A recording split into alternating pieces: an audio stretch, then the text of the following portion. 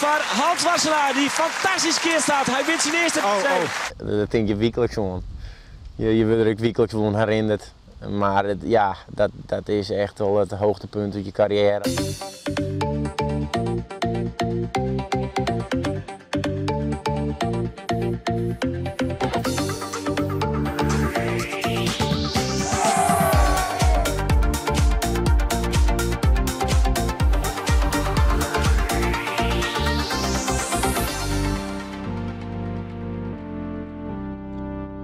Er zijn net een soort keertjes die het zezen kennen dat ze het klaverke fjouwer ha.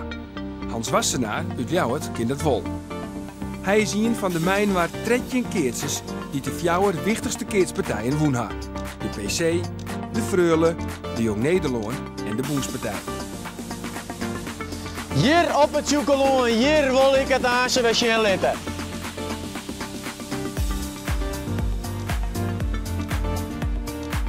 Training, Hans Wassenaar, zijn trainingsbal werd inleverd en de bal is nu weer vrij. Er zal goed weeronteerd worden, er zal omstreden worden. Op die net al te dikke keerts is het. Bouke Triemstra, de bal nou bij Jacob, dat is Heijsma. En hij doet het niet!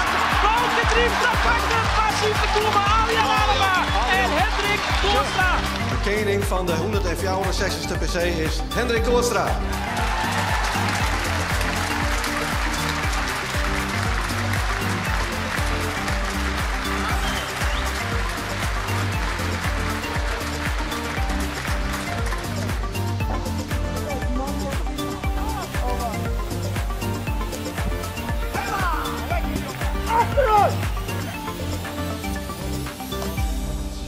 Thuis in mijn ouders een roze kwekerij.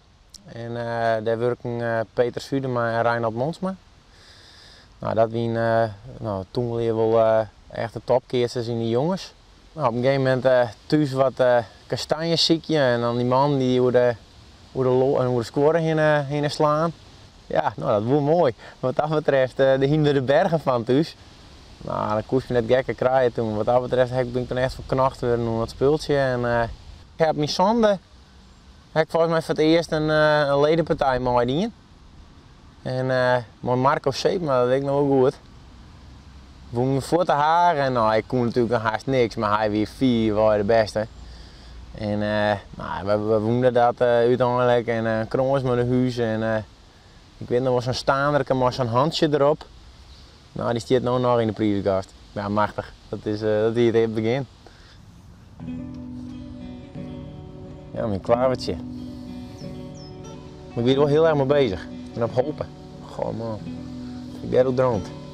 Toen kon lukken. Nou, mooie foto. Ik ben Anne Waterlander en ben al 10 jaar bezig met sportfotografie. Dit is de eerste ontlading. Ja, dit is direct na de laatste slag. En dit is ook het moment dat die emotie enorm naar boven komt. En Hans is wel het type speler wat die emotie ook eigenlijk altijd wel laat zien. Van tevoren weet je dat als hij het NK gaat winnen, dat hij kans heeft om dat klavertje 4 te winnen. En dat is natuurlijk een heel belangrijk moment voor hem ook, maar ook voor de bladen waar je zo nu dan de foto aan verkoopt. Kijk, hij had ook een keus kunnen maken om de andere kant op te lopen. Ja, dan had ik aan de verkeerde kant van het veld gezeten. Dan had ik geen juichende Hans gehad. Op het moment dat je op het knopje drukt, heb je al het gevoel dat je er goed bij zat. En dan is het nog een kwestie van afwachten of hij scherp is. Maar verder heb je op dat moment wel het idee van ik heb alles gepakt wat er op dat moment gebeurde. Als ik hem zelf heel mooi vind en dan vervolgens ook gebruikt wordt voor een artikel wat erbij komt, dan dat geeft wel een kick. Dat doe je ook een beetje voor, toch?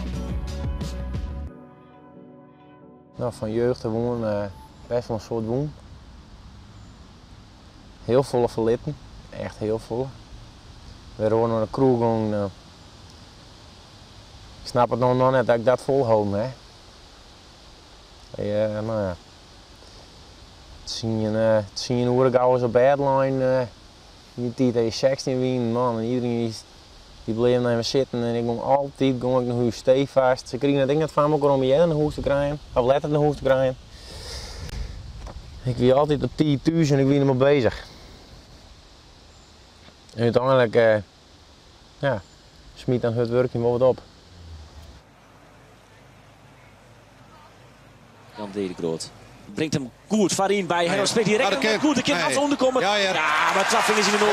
Hans Wassenaar, de man van deze finale Ontnauta, had in dit geval ik wel geluk dat hij tegen op dat goede plakje zit. Ja, het mooiste van alles. Ja, 4 wooi. Echt. Dat is zo'n belevenis, mooi. Ongelooflijk soort mensen die dat volgen. Ja, de spanning die om zo'n dag heen hing, het aantal mensen op het veld alleen al, dat is nergens vergelijkbaar. Bijna bij geen sport in Friesland, juist zoveel mensen in een dag om het veld. Ja, dat is een hele andere beleving. Tja, ja. Hoppa! Ja, ze hier net door de oren het op dit uit. Hij keert als een beest. Nou, expressief. Ik ben sowieso explosief, denk ik, wat dat betreft. Qua speler. Ik laat zien wat mijn emotie is, altijd al. En ja, ik laat zien dat ik winnen wil. Dat is gewoon hoe ik ben. Dat is Hans. Cornelis Terpstra, misschien de fjouwer eerst. Ja, hartstikke boven. Geweldig. Wow, Hans Wassenaar. Jouw matchpoint, zo. Nou, van de groen al, hè? Geweldig. Ik zie het als een waardering dat ik op een PC moest staan. En dat die mensen naar je komen om dat te zien. Dat zie ik als een waardering. En in dat opzicht, ja, dan ben je het entertainment van de dag. Ja, het zit in mij om dat dan ik te laten zien. Om mensen mee te nemen in hoe je de sport beleeft. Wat gaat er in het kopkeroen van Tjesse Steenstra en Hans Wassenaar. Beide de grutteman van deze partij, Ontnauta. Het is een geweldige keersdag. Tjesse Steenstra. Dit keer voor. Ja, goed. Oh, en dan is het nog. De winning is het Jan de Groot. Die misschien in van de PC.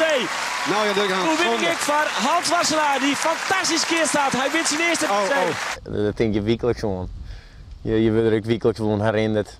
Maar dat is echt wel het hoogtepunt uit je carrière. Had je ooit een keer, zoals liedjongetje begin je met kastanjes.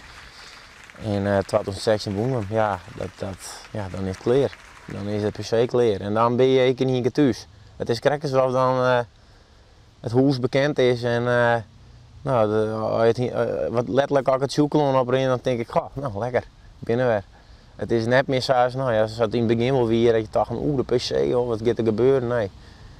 Je hebt het belangrijkste mooi maken. Dus die ervaring die heb je en die neem je elke keer weer mooi.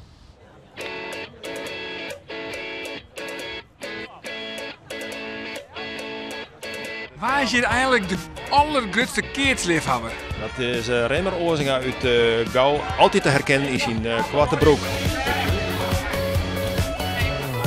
Ik ben Remmer Oorzinga. En ben jou hier de allergrootste keertsliefhebber? Nee, ik ben net de allergrootste. De allergrootste is Orne Krikke. Ben jou toevallig de allergrootste keertsliefhebber? Nee, dat is Mattie Slager van zijn jager. Ja, ik ben Mattie Slager, ja. Ik maak wel graag het kaatsen zien, ja. Je bent er altijd? Een keer of 12 in het jaar. En misschien ook wel vaker. Want dan heb ik begrepen, je hebt een heel soort snuisterijen in een huis. Ja, van zilverspullen en lepeltjes ik heb ook wel 500 kaartboeken dus, van over de hele wereld. Ja, een van de mooiste dingen vind ik nog steeds dat ik van een Mexicaanse profspul gekregen. Dat waren echte Mexicaanse handschoenen. En ze kreeg niet die bij 4,8 kilo. Kon je zelf ook een beetje aardig slaan? Beetje. Vreulen? Ja, dat is een hekelpunt. Dat wist het ook wel. Waarom zo is dat nou? Finale toch? Ja, 2 keer. Ja. Maar het is een hekelpunt omdat het 2 keer verloren. Ja, maar dat ben er wel meer. Dus dat is wel heel jammer. Hoe is dat? Is het voorbereid of zo? Ja, wel. Ik denk wel dat ze het bij de rechter aan hebben. Je bent een echte liefhebber. Een enthousiaste liefhebber. Echt proost. Ja, hey, bedankt. Hè.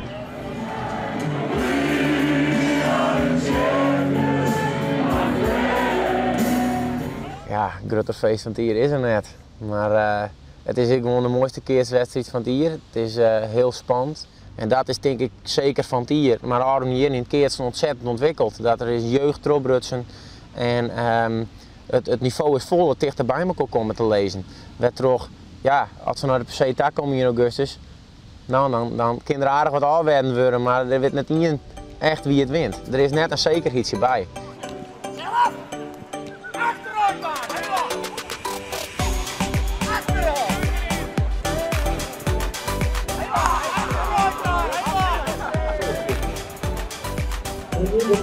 Dat is viewer, hè?